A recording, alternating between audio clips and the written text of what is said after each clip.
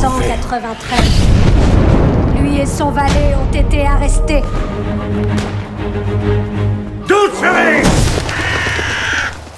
Halo semuanya, selamat datang kembali di channel Ruang Film, sebuah informasi untuk kalian penikmat konten spoiler.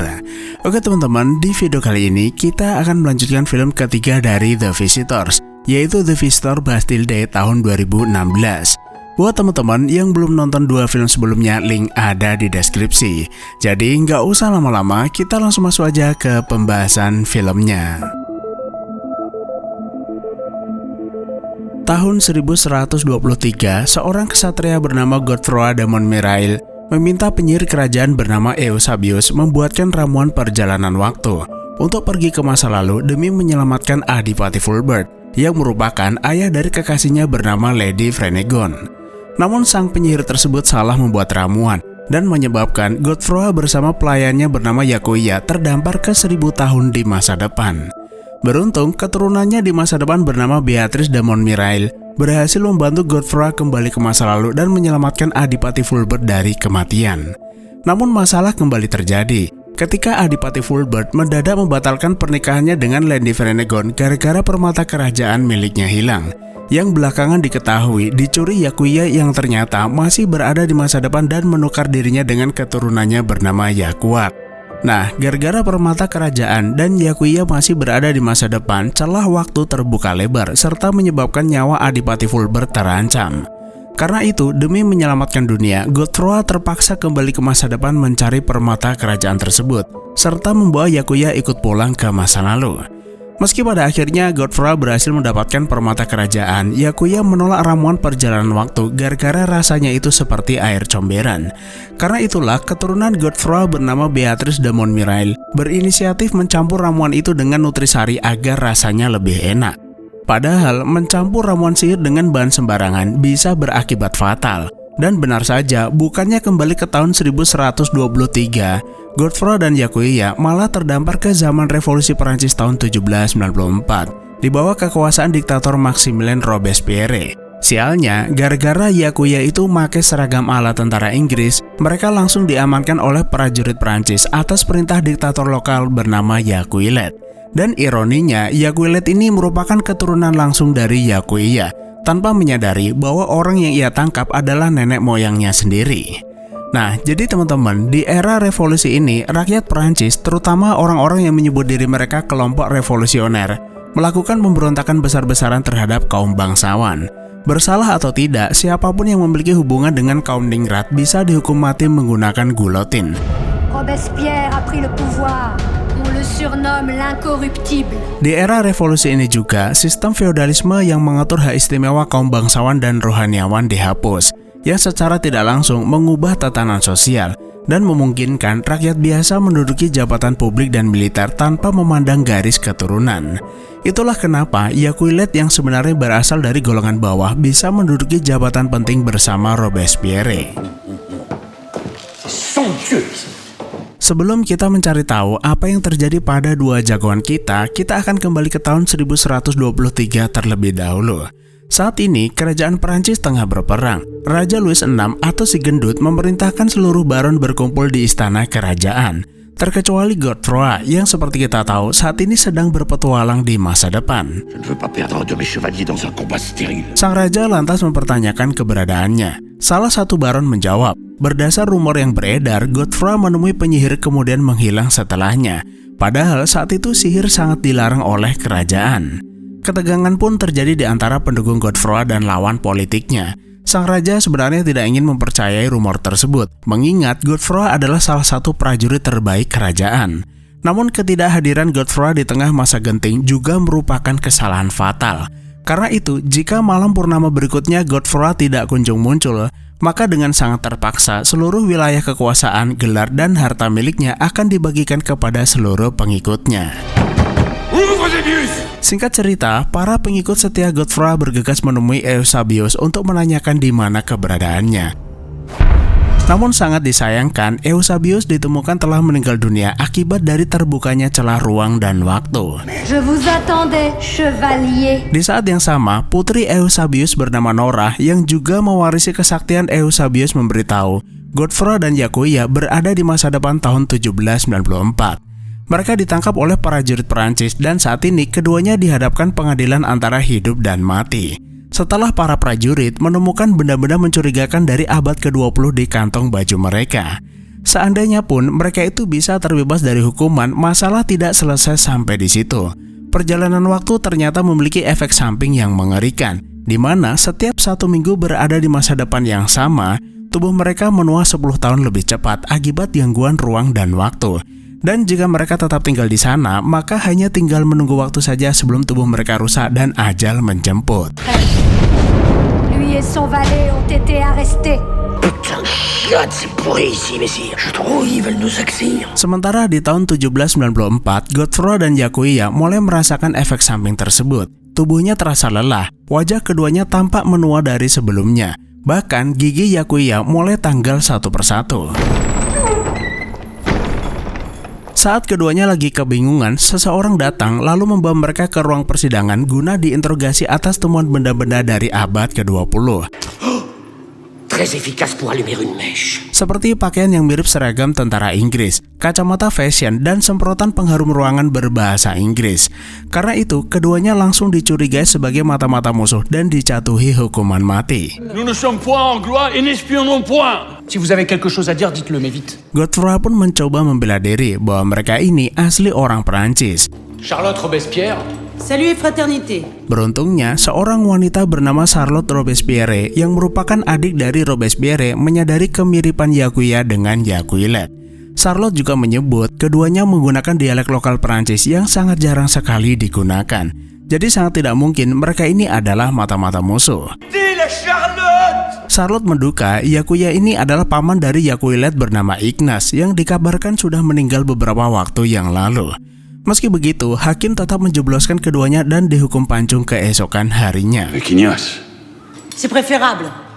Malam itu, Charlotte menemui Yakuilet untuk mengabarkan bahwa salah satu orang yang ditangkap adalah pamannya. Il n'est pas plus grand que toi. J'ai une taille normale. Ah non. Meski awalnya Yakuilet menolak percaya, Charlotte meyakinkan pamannya adalah contoh tepat dari korban rezim lama dan harus segera dibebaskan.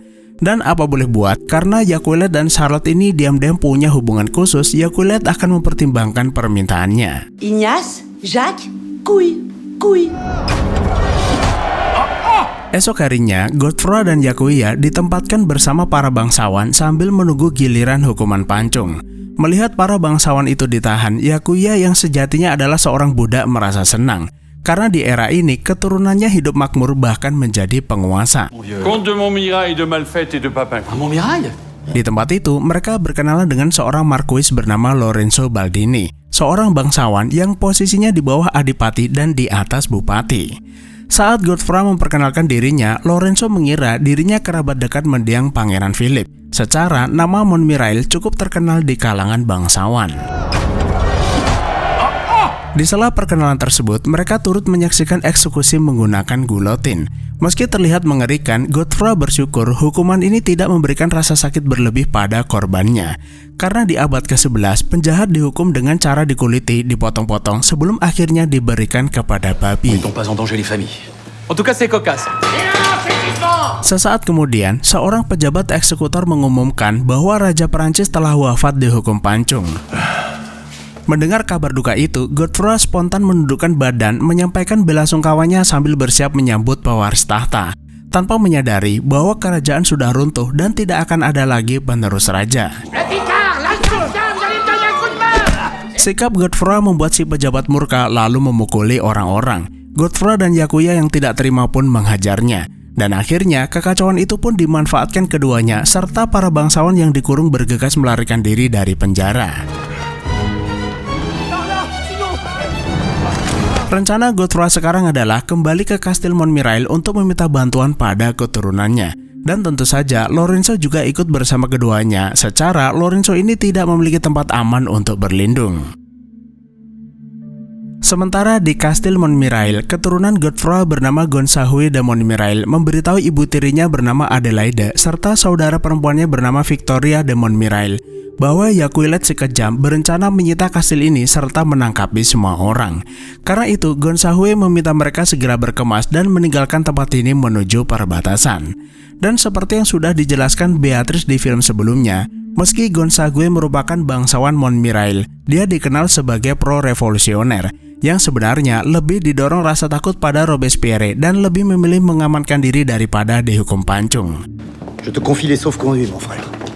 Selesai berkemas, kepala pengawal keluarga Montmirail yaitu Gerard meminta semua orang berpenampilan sederhana. Mereka akan menyamar sebagai pedagang anggur serta mengganti identitas sebagai keluarga Malfait demi keamanan.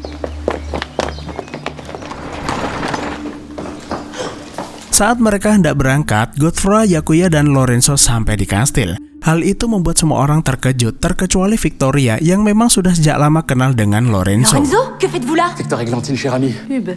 Hubert. Comme c'est courageux. Setelah memperkenalkan diri menggunakan dialek Perancisnya yang kasar, Adelaide mengira Godefroy ini adalah keluarga jauh yang tinggal di Austria bernama Hubert. Tapi ia mengingatkan agar Godefroy meninggalkan nama bangsawannya daripada ditangkap prajurit. À Paris, ouais, clocher. Godefroy kemudian meminta mereka mengantarnya ke kota Paris, kemudian memanjatkan yel-yel Montmirail. Je ne connais rien d'autre. Yang seketika membuat Victoria kagum bahwa sosok Godefroy mengingatkannya akan nama besar leluhurnya. Karena itu, dia berjanji akan mengantarnya ke kota Paris. Sepanjang perjalanan, semua orang terus-terusan menutup hidung gara-gara nafas Godefroy itu sangat bau. Ditambah, Godefroy ini belum mandi selama berhari-hari, yang membuat mereka heran kenapa bau seorang bangsawan bisa sebusuk itu. Marie-Thérèse a froid. Remontons la vie. Non, c'est ça qui pue, ça hume la vieille rose. Sementara di kastil Montmirail, Yakuilet, Charlotte, dan prajuritnya baru saja tiba untuk menyita seluruh aset keluarga tersebut. Meski keluarga Montmirail tidak ada di sana, setidaknya Yakuilet itu mendapatkan kastil yang mewah dan berniat mengajak Charlotte bermalam di sana. Namun Charlotte menolak, karena malam ini dia akan ke kota Paris dan mengingatkan Yakuilet untuk menghadiri makan malam penting bersama Robespierre. Kembali ke jagoan kita, para rombongan saat ini singgah ke sebuah resto untuk makan malam. Le laquais de Courtarafouzère de ce palefrenier bagonette. Di dalam, Alice memberitahu Adelaide bahwa pelayan dari Hubert yaitu si Yakuya sepertinya mirip dengan paman Yakuilet bernama Ignace dan menduga dia adalah orang tersebut. Tapi Adelaide membantah bahwa orang itu dipenjara selama 20 tahun. Nah, jadi Ignace yang mereka maksud dulunya merupakan pelayan dari keluarga Montmirail yang ketahuan mencuri sebelum akhirnya dijebloskan ke penjara. Jadi mereka berpikir jangan-jangan Ignace ini berhasil meloloskan diri kemudian menyamar sebagai Yakuya. Saat makan malam terjadi pertengkaran gara-gara pelayan keluarga memanggil Adelaide dengan gelar bangsawannya. Hal itu menarik perhatian pemilik penginapan dan berencana melaporkan mereka ke pihak berwajib. Untungnya Godefroy bertindak cepat dan tanpa buang waktu mereka bergegas melanjutkan perjalanan. Sementara di kota Paris, Gonsague si penakut baru saja mengadakan pertemuan untuk menyampaikan idenya bahwa tanah hasil rampasan kaum bangsawan seharusnya dibagi-bagi ke rakyat jelata. Tanpa disangka, usulannya tersebut cukup diterima dengan baik. Dan setelah itu, Gonsague dan kekasihnya menginap di hotel tempat di mana mereka akan melangsungkan pertemuan bersama Robespierre. Lalu di perbatasan, para penjaga sempat mencurigai rombongan Godefroy gara-gara pakaian mereka itu terlalu mewah untuk seorang pedagang anggur. Untungnya, mereka membawa surat izin masuk Perancis yang ditandatangani Collot de Herbois, seorang penyair terkenal era revolusioner sekaligus anggota Komite Keamanan Masyarakat. Vive la révolution! Sampai di tengah kota, Pak Kusir memaksa semua penumpang turun di tengah jalan dengan alasan tugasnya mengantar hanya sampai di sini. Apa boleh buat, mereka pun terpaksa menginap di sebuah penginapan yang secara kebetulan tempat itu merupakan tempat di mana Gon Sa-hwe menginap, serta dijaga oleh resepsionis bernama Prun yang sangat mirip dengan Jeanette dari masa depan, dan pasangannya bernama Filbert yang merupakan mantan anggota Garda Nasional. Je suis français, sergent dans la garde nationale. Selain Gon Sa-hwe, pejabat revolusioner seperti Robespierre dan Charlotte juga menginap di sana, yang tentu saja sangat berbahaya jika identitas mereka sampai ketahuan. Qu'est-ce qui est affreux? Nah, bukannya berhati-hati, keributan justru kembali terjadi. Filbert mengira Adelaide sudah bersikap rasis kepadanya gara-gara terkejut melihat tampang sangarnya.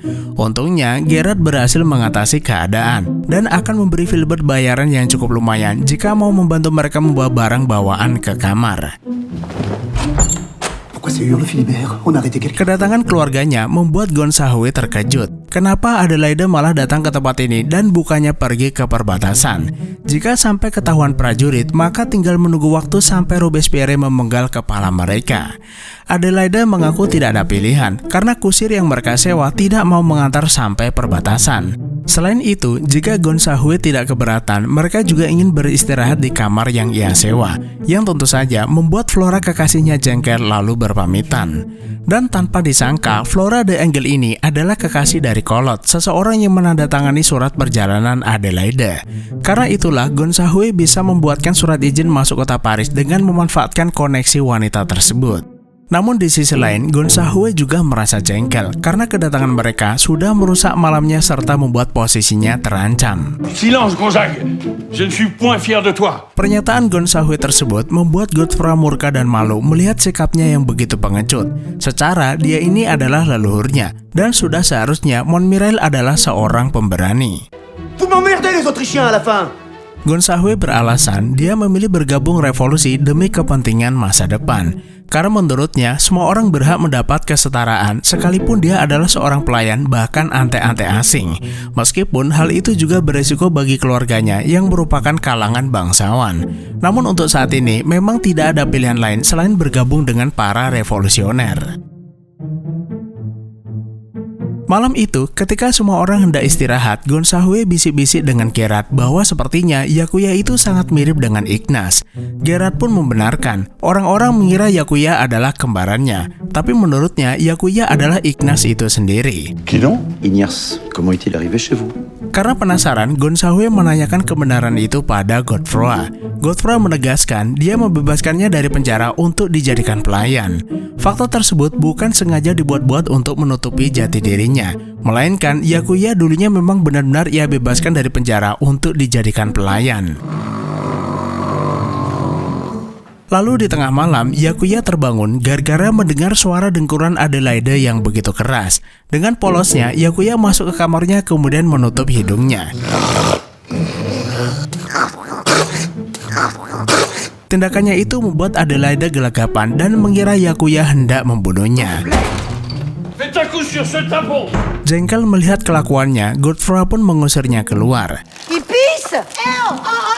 Seakan gak terima Yakuya diperlakukan semena-mena, Prun menemuinya lalu berkata sepertinya mereka adalah keluarga bangsawan yang menyamar. Seandainya dia adalah dirinya, dia akan melapor pada pihak berwajib lalu menguasai harta majikannya. Sejak pertama bertemu, Yakuya mengingatkannya pada seseorang. Yakuya pun membenarkan bahwa mereka pernah jatuh cinta di masa depan. Sialnya, bisik-bisik mesra itu dilihat Filbert yang pada akhirnya memancing keributan. Tiens là, tu vas me donner un coup de main. Lalu di saat yang sama, salah satu tamu hotel bernama Marat meminta Filbert menyiapkan air panas untuk mandi. Mengetahui Yakuya hanyalah seorang pelayan, Filbert menyuruhnya membantu menyiapkan semuanya. Mon bain est prêt? Namun seperti biasa, tugas sederhana itu justru berubah menjadi kekacauan besar. Le crétin! C'est brûlant! Esok paginya, Prun melaporkan perlakuan semena-mena keluarga Malvet terhadap Yakuya kepada Charlotte. Charlotte pun terkejut ketika mengetahui orang yang dimaksud adalah Yakuya, yang ia kira sebagai Ignas, paman dari Yakuilet. Dan karena Charlotte ini cukup dekat dengan Yakuilet, ia pun memanggil Yakuya dengan sebutan paman. Tu vas devenir la coqueluche de la convention avant d'avoir le temps de dire. Selain itu, keponakannya itu baru saja menyita kastil Montmirail. Artinya, kastil tersebut kini resmi menjadi milik rakyat dan akan dikelola oleh keluarganya. Tiens. Voilà un brosse d'eau. Setelah itu, Charlotte minta Yakuya mandi dan akan mempertemukannya dengan Yakuilet. Namun seperti biasa, karena Yakuya ini berasal dari masa lalu, seluruh kemewahan kamar mandi itu justru membuatnya kebingungan. Sampai-sampai bedak yang seharusnya dipakai untuk wajah malah dikiranya obat gatal. Tu as mis sur tes cheveux, mon oncle, ils sont tout blancs. Sementara di kamarnya, Godfrey meminta Gonsague memberitahu di mana para penyihir tinggal untuk kembali ke masa lalu, yang tentu saja tidak dimengerti Gonsague. Terlebih, di zaman ini banyak orang sudah nggak percaya pada tahayul. Meski begitu, Gonsague pernah mendengar tentang seorang wanita tua gila yang bisa meramal masa depan. Bahkan, Robespierre dikabarkan pernah mengunjunginya. Setelah itu, Godfrey dan Gonsague mencari Yakuya yang saat ini lagi dandan di kamar Charlotte. Saat melihat tingkah lakunya yang sosokan, Godfrey jadi jengkel dan bertekad akan mengembalikannya ke tempat yang seharusnya. Charlotte mengira mereka masih bertengkar masalah persidangan, lalu menjelaskan tidak akan ada yang dipenjara selama ada dirinya. Vous êtes fait posséder sur toute la ligne. Mendengar hal itu, Gonsague yang sebelumnya curiga Yakuya ini adalah Ignace Yakuilet semakin yakin bahwa keduanya bukan bagian dari keluarga Montmirail. Sebaliknya, mereka adalah para pengkhianat bangsawan. Seigneur Marie-Joseph des Galériens. Nah, kesalahpahaman ini pun dianggap sebagai situasi berbahaya oleh Gonsague.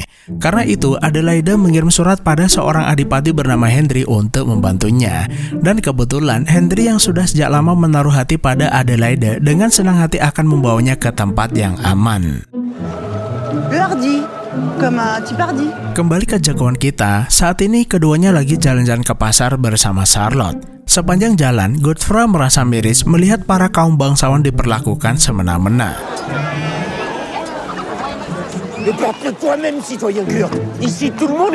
Godfrey lalu bertanya, apakah Charlotte mengetahui tempat tinggal seorang wanita tua yang katanya bisa melihat masa depan. Charlotte mengaku pernah mendengar tentang wanita itu dari Collot, bahwa kakaknya pernah mengunjunginya setelah diberitahu bahwa masa depan Prancis ada di tangannya. Dan jika ingin tahu lebih banyak, Godfrey bisa bertanya langsung pada Collot saat makan malam nanti. La famille Malfait a des boulets, ils vivent à 10 là-haut. Kembali ke hotel, Prune dan Filbert melaporkan kekacauan yang dibuat keluarga Malfait pada Yakuilet. Keduanya menuduh keluarga itu sebenarnya adalah para bangsawan yang menyamar dan seharusnya ditangkap.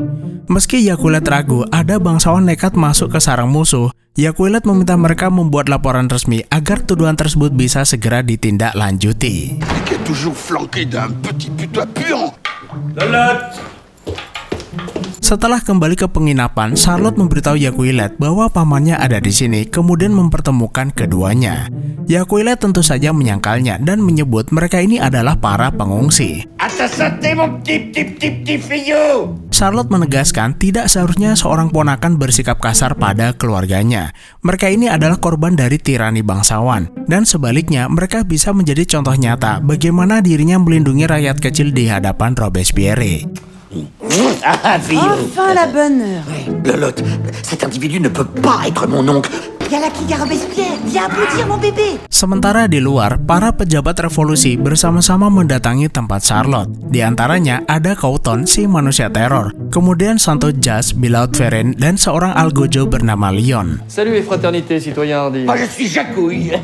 Masuk ke dalam, Charlotte memperkenalkan Godfrey dan Ignace alias Yakuya pada tamu undangan. Semua orang pun terkejut dengan kemiripan wajah Yakuya dan Yakuilet.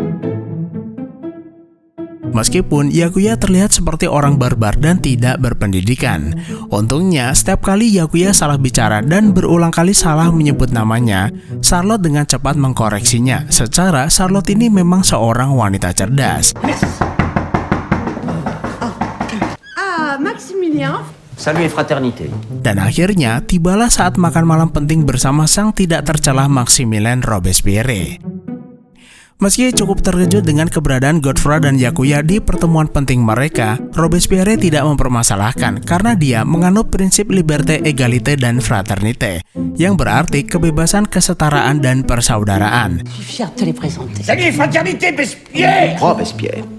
Kemudian saat mereka membahas tentang bobolnya penjara di Isodom, yaitu tempat di mana Godefroy dan Yakuya dipenjara sebelumnya, Yakuilet mendadak keringat dingin karena tidak mampu menangani kekacauan. Terlebih, ciri-ciri dua pemimpin pemberontakan itu mirip dengan Godefroy dan Yakuya, yang sedari tadi cuma ketawa-ketiwi mendengar keduanya lagi dibicarakan.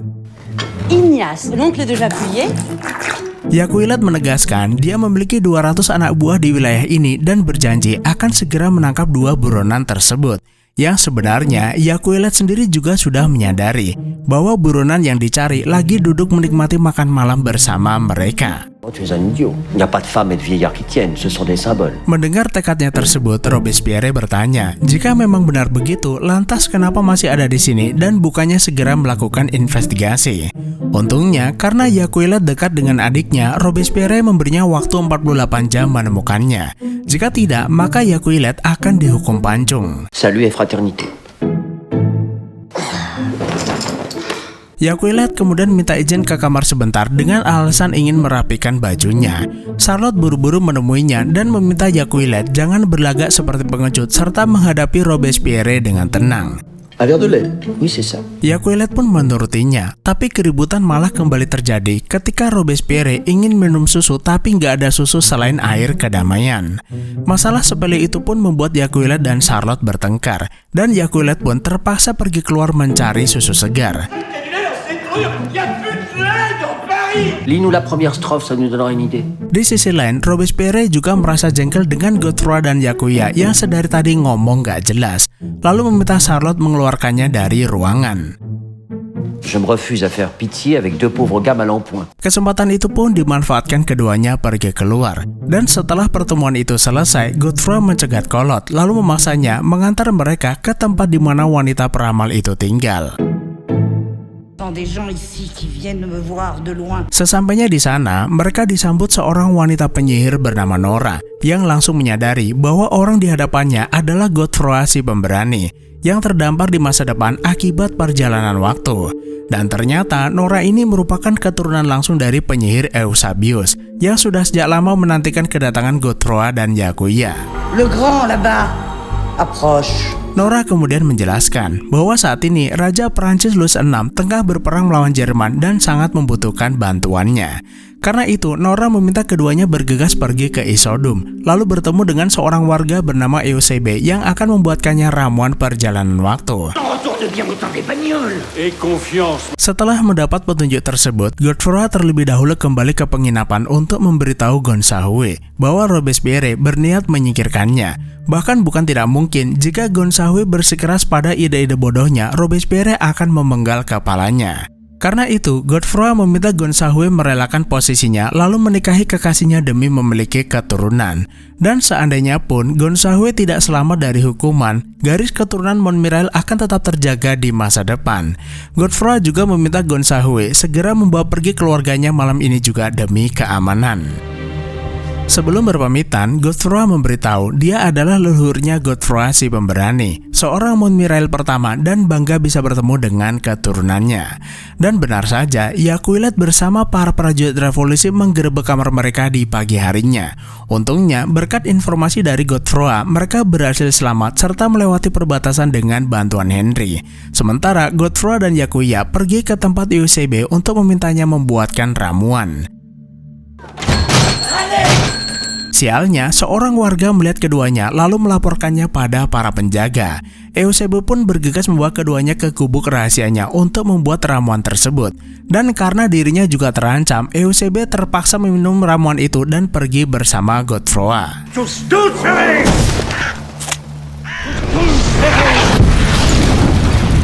Setelah melakukan perjalanan waktu, ketiganya tiba di sebuah padang rumput di mana Godefroy bisa melihat kastil kerajaan dari kejauhan.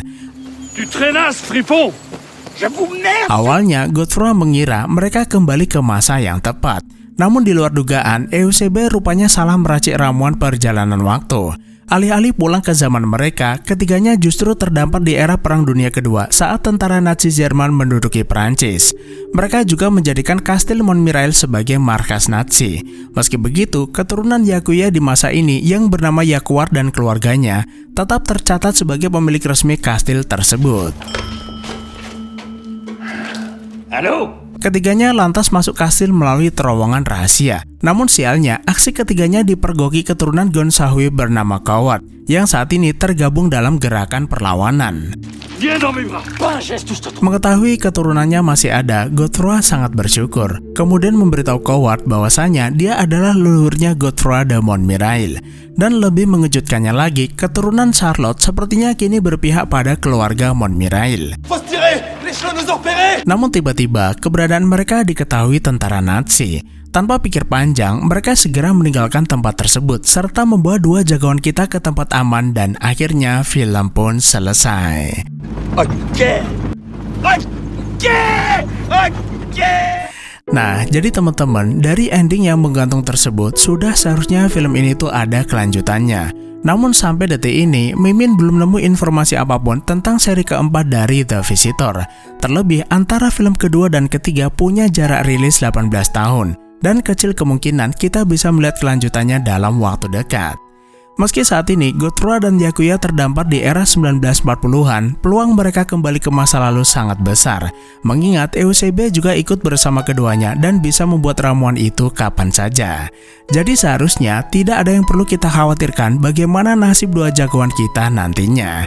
Sejatinya, film ketiga ini dibuat bukan hanya sekedar melanjutkan petualangan Godefroy dan Byakuya, melainkan menghadirkan komedi lucu di tengah revolusi Prancis yang terkenal kejam di bawah kekuasaan Robespierre. Jadi cukup sekian saja, terima kasih udah menonton, sehat selalu buat teman-teman dan sampai jumpa di next video.